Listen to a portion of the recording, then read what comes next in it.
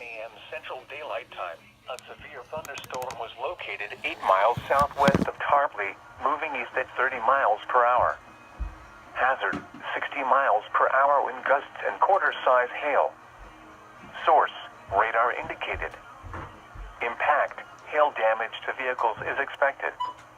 Expect wind damage to roofs, siding, and trees.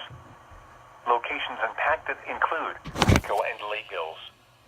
A tornado watch remains in effect for the warned area. Tornadoes can develop quickly from severe thunderstorms.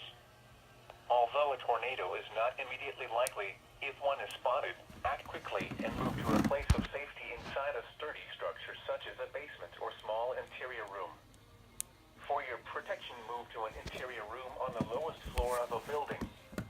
Torrential rainfall is occurring with this storm and may lead to flash flooding. Do not drive your vehicle through flooded roadways.